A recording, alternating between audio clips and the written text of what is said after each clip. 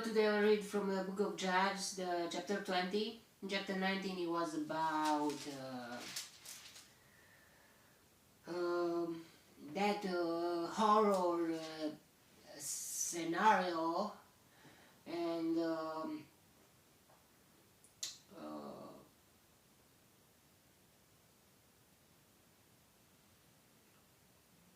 let's see what's happened next.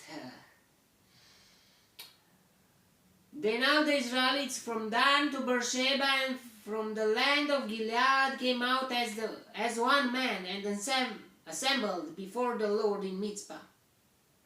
The leaders of all the people of the tribes of Israel took their places in the assembly of the people of God. 400,000 soldiers armed with swords. Wow! The Benjamites heard that the Israelites had gone up to Mizpah. Then the Israelites said, "Tell us how this awful thing happened." So the Levite, the husband of the murdered woman, said, "I and my concubine came to Gibeah in Benjamin to spend the night. During the night, the men of Gibeah came after me and surrounded the house, intending to kill me. They raped my concubine, and she died.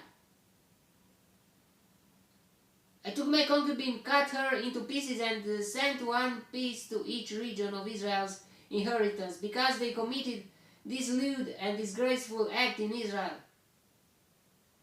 Now all you Israelites, speak up and give your verdict."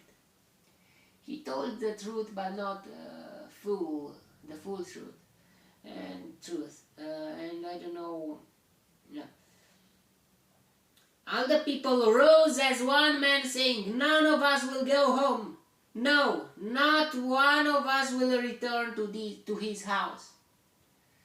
They are united. They are together. They should be from the beginning, from the beginning, like that. So if they would be that united, they really didn't need a king. But they were look what should happen that they too get united.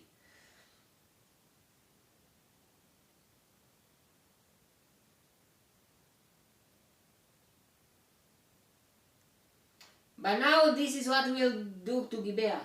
We'll go up against it as the Lord directs. We'll take 10 men out of every 100 from all the tribes of Israel, and 100 from 1,000, and 1,000 from 10,000, to get provisions for the army. Then when the army arrives at Gibeah in Benjamin, it can give them what they deserve for all the vileness done in Israel. So a 10% of the Israelites should be soldiers to go against Benjamin. So all the men of Israel got together and united as one man against the city. The tribes of Israel sent men throughout the tribe of Benjamin, saying, "What about this awful crime that was committed among you? Now surrender those wicked men of Gibeah, so that we may put them to death and purge the evil from Israel." But the Benjamites would not listen to their fellow Israelites. From their towns they came together at Gibeah to fight against the Israelites. At once the Benjamites mobilized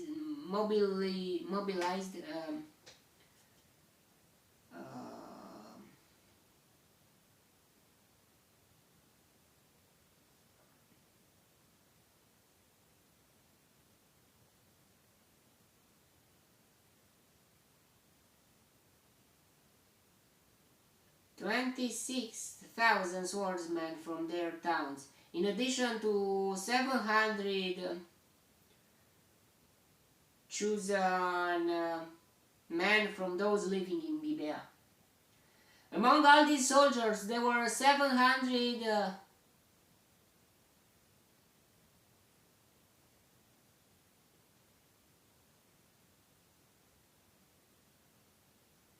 chosen men who were left-handed. each of whom could sling a stone at a hare and not miss. Israel, apart from Benjamin, mustered 400,000 swordsmen, all of them fighting men. So 26,700 people against 400,000 men. The Israelites went up to Bethel and inquired of God. They said, "Who of us shall go first to fight against the Benjamites?" The Lord replied, "Judah shall go first." The next morning the Israelites got up and pitched camp near Gibeah. The men of Israel went out to fight the Benjamites and took up battle positions against them at Gibeah. The Benjamites came out of Gibeah and cut down 22,000.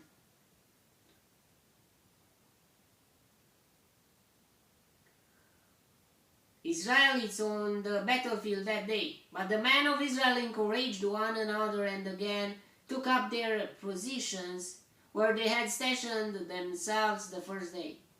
The Israelites went up and wept before the Lord until evening, and they inquired of the Lord. They said, "Shall we go up again to battle against the Benjamites, our brothers?" 22,000.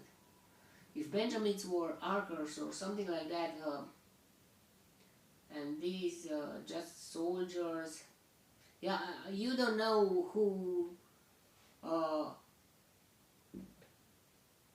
will win in a war. The Lord answered, "Go up against them."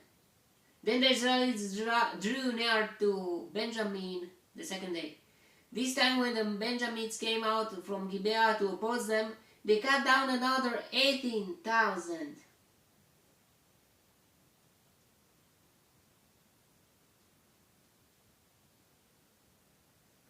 Israelites, all of them armed with swords. And the Israelites know Benjamin, I don't know. Then the Israelites, all the people went up to Bethel, and there they sat weeping before the Lord. They fasted that day until evening and presented burnt offerings and fellowship offerings to the Lord. And the Israelites inquired of the Lord. It's very weird. They should do what the law says. They should destroy the evil things. But look what happens. They die and they die again. Lots of them. 22,000 men at first fight. At second fight, 18,000 men. And the Benjamites, I don't know if someone died or not yet.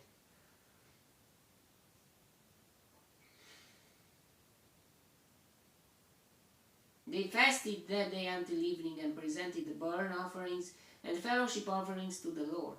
And the Israelites inquired of the Lord.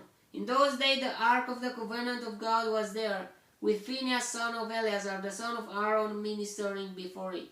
They asked, "Shall we go up again to battle with Benjamin our brother or not?" Phinehas son of Eleazar was there. So it means that was not very long years after Joshua son of Nun died. Maybe it took a few decades, but still the Phinehas son of Eleazar was there, the son of Aaron, ministering before it. They asked, "Shall we go up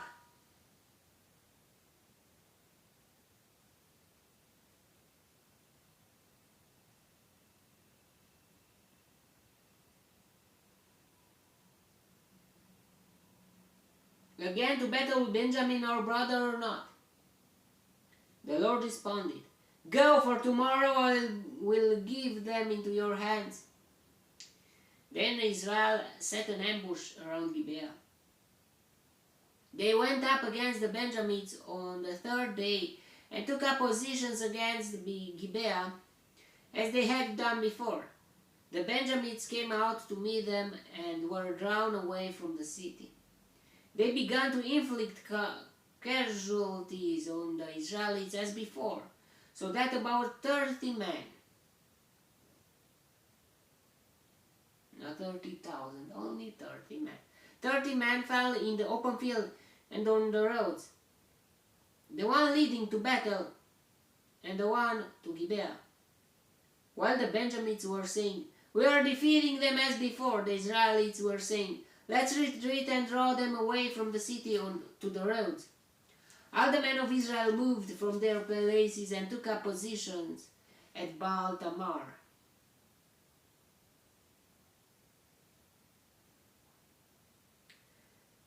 And the Israelite ambush charged out of its place on the west of Gibeah. Then 10,000 of Israel's finest men made a frontal attack on Gibeah.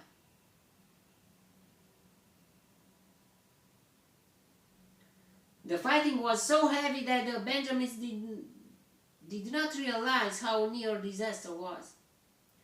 The Lord defeated Benjamin before Israel, and on that day the Israelites struck down 25,100 Benjamins. How about they killed more? They killed 40,000 men from Israel. Benjamins, all armed with swords.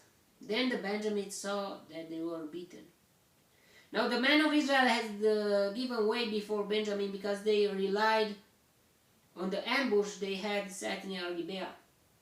The men who had been in ambush made a sudden dash into Gibeah, spread out and put the whole city to the sword. The men of Israel had arranged with the ambush that they should send up a great cloud of smoke from the city, and then the men of Israel would turn in the battle. The Benjamites had begun to inflict casualties on the men of Israel, about 30. And they said, "We are defeating them as in the first battle." But when the column of smoke began to rise from the city, the Benjamites turned and saw the smoke of the whole city going up into the sky. Then the men of Israel turned on them, and the men of Benjamin were terrified because they realized that disaster had come upon them. So they fled before the Israelites in the direction of the desert. But they could not escape the battle. And the men of Israel who came out of the towns cut them down there. They surrounded the Benjamites, chased them, and easily overran them in the vicinity of Gibeah on the east. But all those numbers, who numbered the dead bodies? Maybe they of Gibeah on the east. 18,000 Benjamins fell. So yeah, another 18,000 Benjamins. All of them valiant fighters. As they turned and fled toward the desert to the rock of Rimmon, the Israelites cut down 5,000 men along the roads. They kept pressing after the Benjamites as far as Gidom.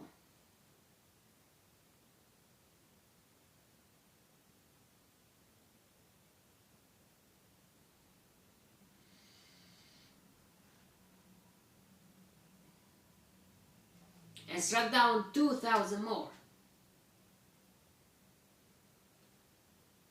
On that day, 25,000 Benjamin swordsmen fell, all of them valiant fighters, but 600 men turned and fled into the desert to the rock of Rimmon. where they stayed 4 months. Wow. The men of Israel went back to Benjamin and put all the towns to the sword, including the animals and everything else they found. All the towns they came across they set on fire. Wow, so total destruction. Wow. Like the Canaanites, like killing the Canaanites, because they became Canaanites.